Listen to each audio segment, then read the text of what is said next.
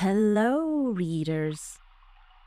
Imagine you're standing on a quiet, sandy beach. It's evening. The sky is a soft purple gray. The air smells salty, and you're watching waves roll gently onto shore. And then you see it. A seal. It's injured, stuck, lost. You feel something inside yourself that you can't quite explain. A mixture of hope and sadness. This is the moment Geetha experiences in Padma Venkatraman's brand new novel, Safe Harbor. Geetha's world has just flipped upside down. She's moved from India to Rhode Island. She's trying to make friends, adjust to a new school, and figure out her complicated feelings after her parents' divorce.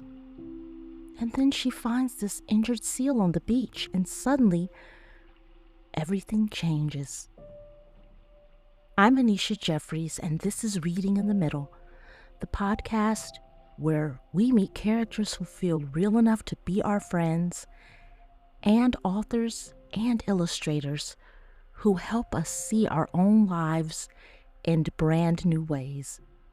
Today, author Padma Venkatraman, who also brought us unforgettable stories like The Bridge Home and Born Behind Bars, joins me to talk about friendship, seals, poetry, and finding safe places even in stormy times.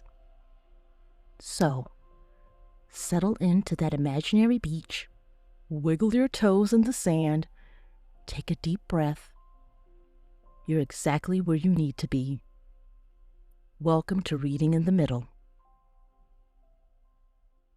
Hi, Padma. How are you?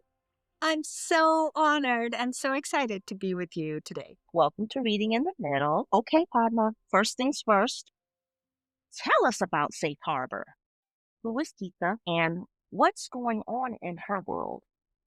So, Safe Harbor begins with Geetha, who is a little Indian girl, and she is being dragged against her will, in a way, to America because her mom decides that she wants to move there. So, Geetha, when she first arrives in America, is very sad, very lonely. She is shy, and she gets bullied by the kids in her school.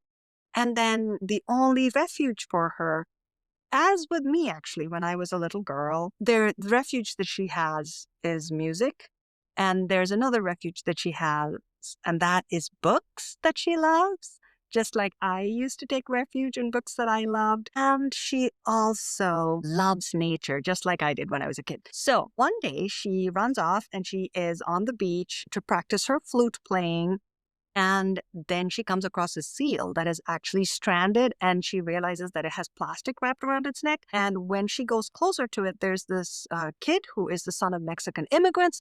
And he tells her, hey, look, don't go too close, which is what you should do when you see a marine mammal. If you ever see a marine mammal or a marine creature stranded on the beach, or any wild creature that's in trouble, back off and then call the marine mammal hotline, et cetera, et cetera. And then she finds out that he is the son of a marine biologist, and they become friends. And there is this wonderful Black veterinarian, marine mammal veterinarian, that they work with, and she helps to rehabilitate the seal, and the kids are involved in that process as well. And their whole world starts to open up, because when you start to save one creature, that is, one animal, you realize that it's not just that animal, it's the animal's environment, and it is all of us that are part of this one continuum of nature. So, yeah.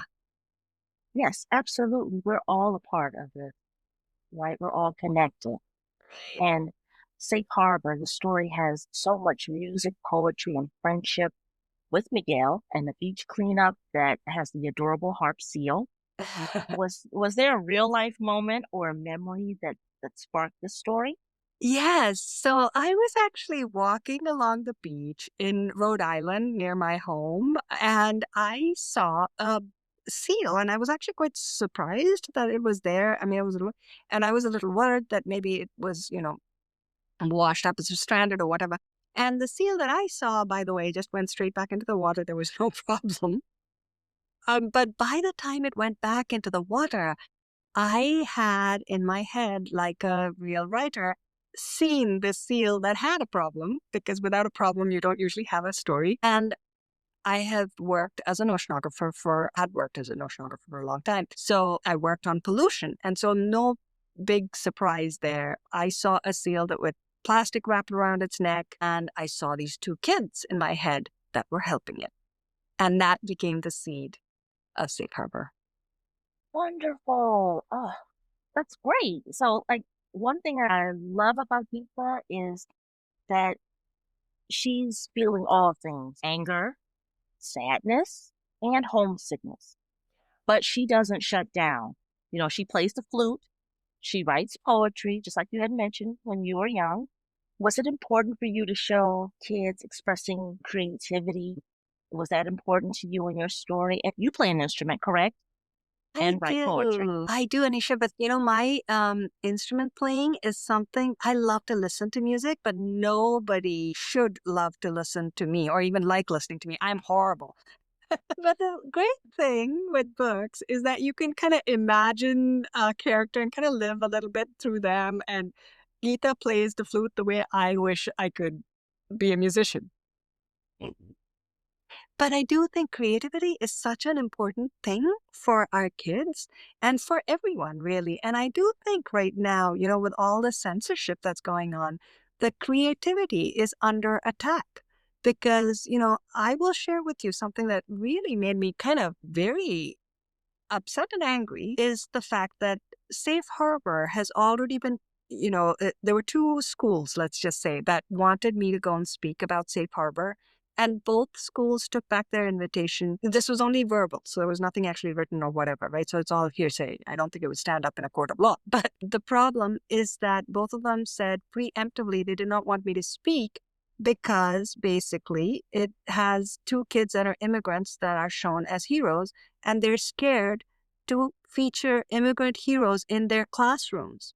I mean, we have come down to this, that if there are two brown kids on the cover and they're heroes of the story and they're immigrants, then we can't have the book in our class. And I just think to myself, if we took away the stories of the Black people who came here, were enslaved, on whom this economy rested, and who are making such immense important contributions to our economy today and to our nation today in so many ways that are beyond the economy. I don't know why I'm saying the economy. And if we take away the stories of the indigenous people from those whom this land was stolen, if we're going to start saying, no, we want to erase the stories of all these people with all these identities that form the fabric of this nation, that are woven into the fabric of this nation, then our nation is, I'm sorry, going to tear apart, because we are part of the threads that hold this nation together. And you start taking those threads away, this nation will unravel. And it's something that I think I'm very sad about. And I'm sure that the book just came out in January. Safe Harbor was released in January, and already it is seeing censorship. It is disappointing and sad because it's such a great story. And it just takes time for, there's no harm in the young people in your story being heroes. There's no harm in that. Everyone should be celebrated, everyone. And that's just a bit sad. I'm glad it wasn't put in writing, but I'm just hoping that they will take that back and Yeah. reconsider that, because it's their loss. It really It, is. It's their loss. yeah. It Yeah. really is. Yesterday, on the bright side, I was at a school just yesterday where, I got so many lovely little notes from kids, who absolutely love the book. And, that is so uplifting and so wonderful. When you see that and you see their little, like, I love this book, this is my favorite book, you're my favorite author, whatever, that's just very uplifting, and you never grow tired of that. And that's what I believe, really, you should focus on that, Yes. right? That's the thing to focus on. It's easy for me to say No, no. I'm not in like your book, but what I will say is those young readers that are encouraging you, that are cheering you on and saying how much they love your work, that's something that they're connecting with that, and that's great, you know? You are so right about that. I think, no, I mean, I really think that, whether you're a librarian or a teacher or a writer, I think that's what keeps us going, right? Is the young people and their future that we dedicate our lives to and our time to and our energy to. And when they appreciate that, then that's gives us so much energy. And that feels like the best reward. Mm, it is because, we're not here forever, right? No one lives forever. And so what we want to do while we're here, because I'm older, we want to make sure that when we leave this earth, that we make sure we preserve it for future generations, right? And so with Geetha, with Miguel, they're doing their part, right? With the harp seal. So I believe like many young readers will see themselves in how Geetha connects with the harp seal. They find him lost, a little broken, but hopeful. Why did you decide to give her this relationship with a seal? And to me, the seal is like such an example of so many things. It's an example of, in a way, we have this phrase karma yoga that in India that means in Sanskrit, it means you pour everything into an action, if you will, that is important to you, that you love, that is something that is good, right? A righteous action. But then you don't control the result and you're not too involved or invested in the result. You're more focused on doing the right thing and doing it, and then you let go. And I feel like that applies to your work as a writer, that you can pour yourself into the book and then other people have to read it and who knows what they get out of it. You don't control the result in a way. You can't control whether the book gets awards, whether it sells, whether all of those material things you don't control. And I feel as though in a small way, Geetha learns that, right? She loves the seal. And there are two pieces in the novel, or in the novel and in the verses in the poetry.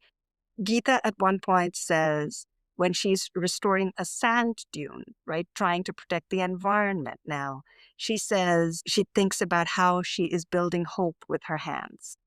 So she can actually build hope with her hands, just like all of us can build hope with her hands. And later on, as she's realizing that the seal has to have its own life and it has to go off, you know, into the wild, she talks about how love is holding with the heart, but not with the hands. And I think it's also a symbol of just that, being able to say, I can love something, but maybe I can't, none of us can hold on forever to the people that we love on this earth. They move on. And it's also partly that sense of, you know, um, that love is something that you can give and you will give to a person, but they may not always be there all your life. And letting go is okay. Right. Letting go is okay as long as they stay, like you mentioned, in your heart. That's okay because when you have that bond in your heart, it never separates. Exactly.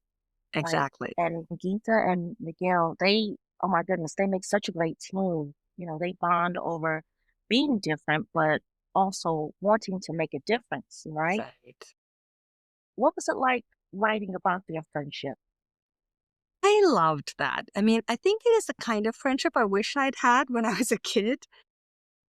Fortunately, when my parents separated and I went, from this very sort of wealthy background to this not so wealthy background, let's just say, I stayed in the school that I was in, which was kind of a swanky school because, they were very kind. They gave me a scholarship, all that kind of thing. But what happened was that the kids around me were not so kind.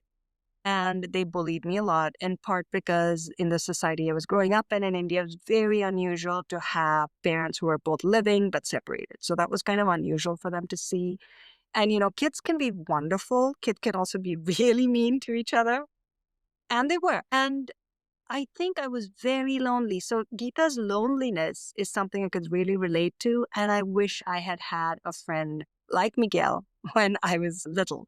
And so, she has this friend in her case, and it's this wonderful relationship, and they are just able to then do things together, right? And they dream about small things they can do for the environment, like the trash pickup. But also, as their circle of friendship grows, they also have larger dreams about what they might be able to do in the world. There's a poem in which they talk about, maybe when I grow up, I can change the laws. Maybe I can, do this. Maybe I can take on big business, whatever else they dream of. Your books are always inspiring, and this one is absolutely marvelous. When you're writing, how do you select whether or not you're going to write it in the novel in verse?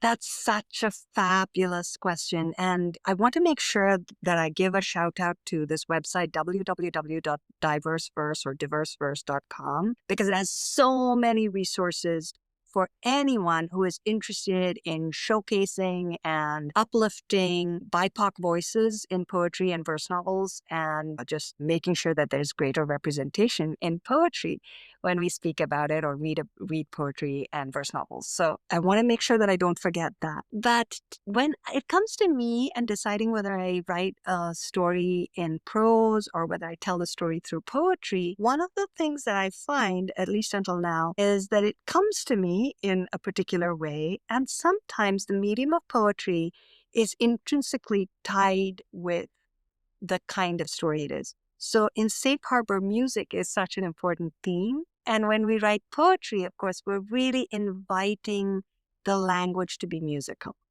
And in that same way, the other novel that I wrote, which was a novel in verse, and this was, way before I think other South Asian people for kids were doing this. It's A Time to Dance. And A Time to Dance is about this girl who loves to dance more than anything else in the world, and then has an accident. Her leg is amputated and she wants to continue to dance. But it's not just about her physical battle. It's also about how she grows deeply and spiritually through that experience, right? And so to me, spirituality, if you don't want to be too heavy-handed about it, there has to be that empty space on the page that the reader fills in, right? And so poetry has a lot of that inviting space that says, come in, reader, and co-create with me, which all literature has. But in poetry, it's even more that way. And obviously, with dance, there's rhythm. And I think with poetry, there's rhythm. And so very naturally, I think with A Time to Dance, those two things sort of married well. And with Safe Harbor, again, the theme of music marries so well with the form of a novel in verse. It does. And so when you have, and I'm going to sound like reluctant readers, right? Sometimes if it's way too much text, it can just be overwhelming. And having a book, the novel in verse, it is inviting. It's welcoming that reader, saying, you know, hello, read me. Um, I'm not intimidating. This isn't going to be a difficult situation. I got you. Let's go through this together. So I love that. And I also love the way you have this mom. She's trying her best, right? But things are complicated. And you show how a parent can be both loving and frustrating at the same time. Was that tricky to balance that writing that?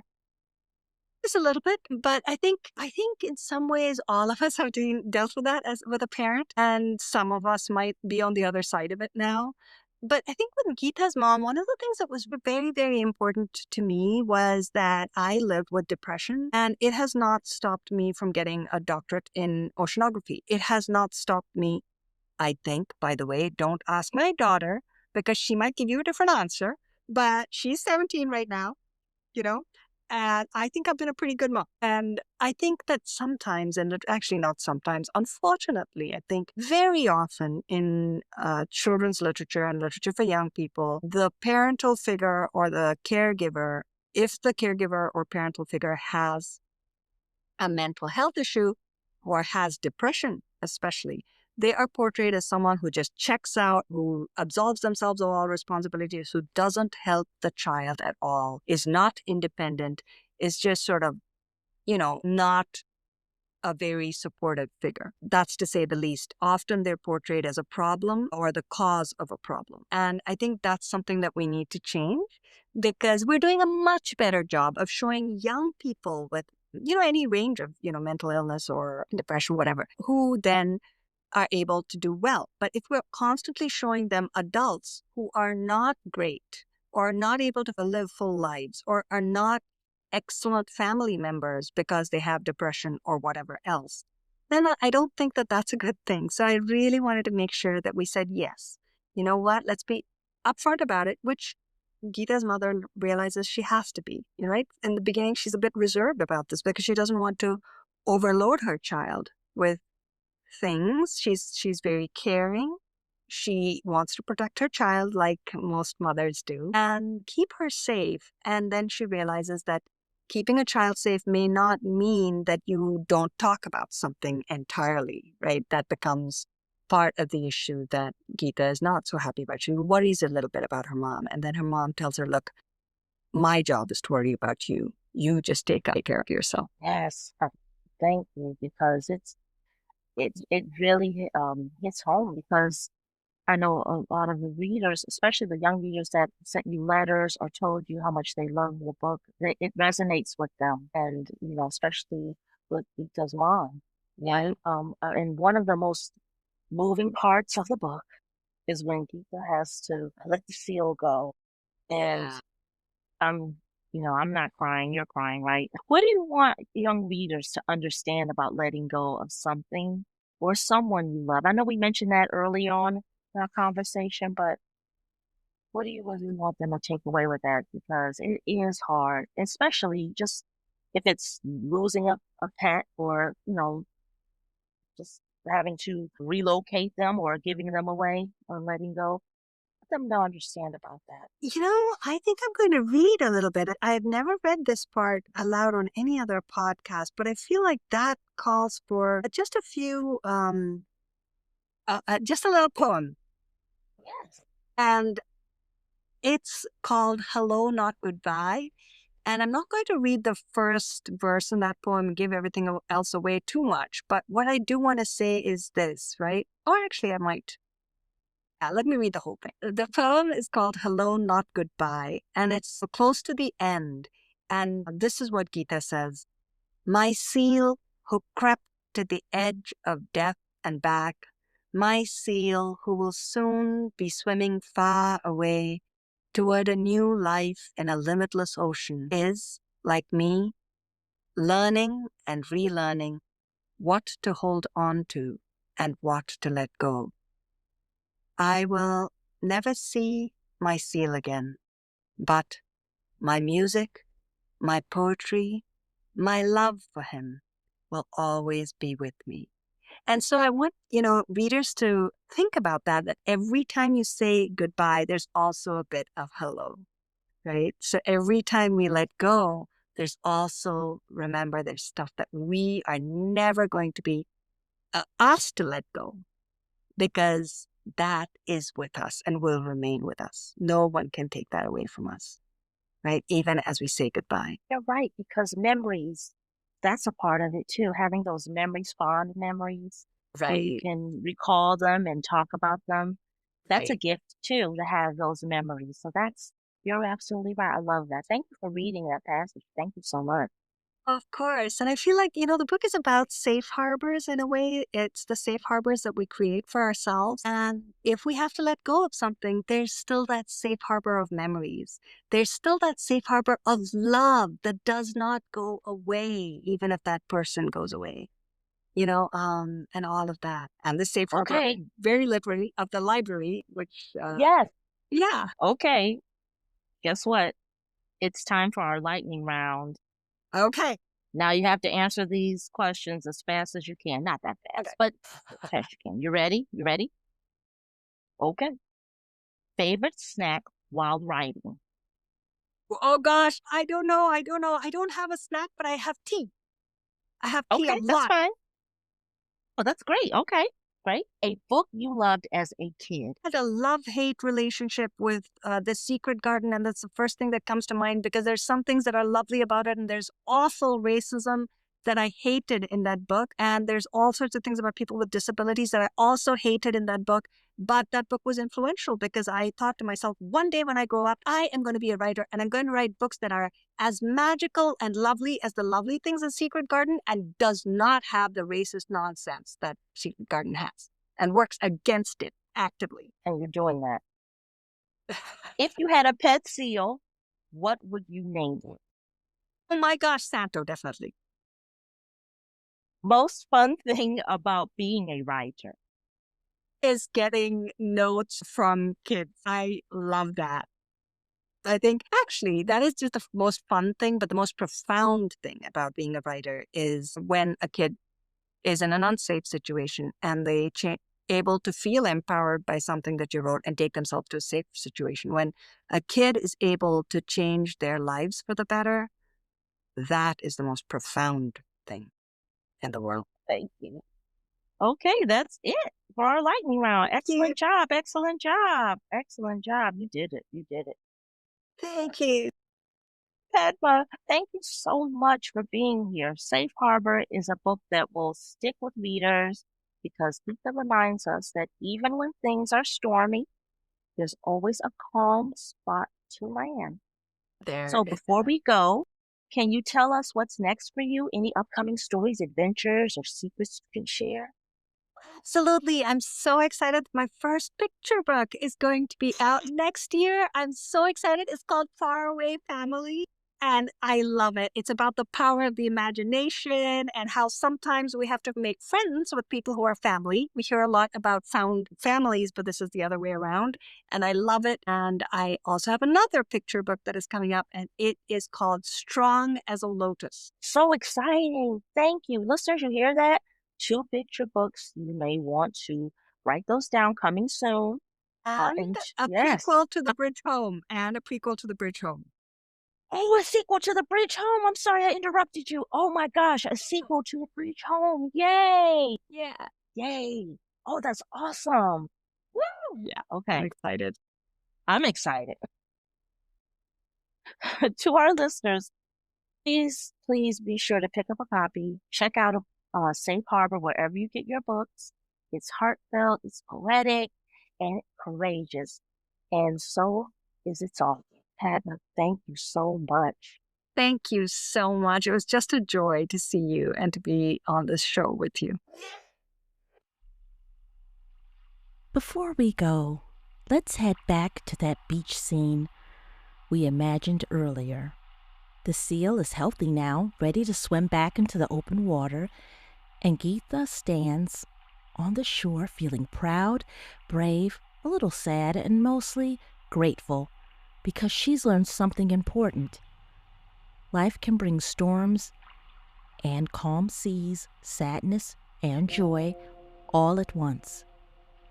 And through it all, there are always safe harbors, friendships, family, poetry, music, and even moments like this. Thanks so much to Padma Venkatraman for helping us see our own journeys and Geetha's, and reminding us we're never alone, even when things feel uncertain. If today's conversation touched your heart, go check out Safe Harbor, along with Padma's other beautiful stories like The Bridge Home and Born Behind Bars, available at your favorite bookstore or your local library. Keep exploring, keep reading, and always keep your eyes open for your own safe harbor. Until next time, I'm Anisha Jeffries, and this has been Reading in the Middle.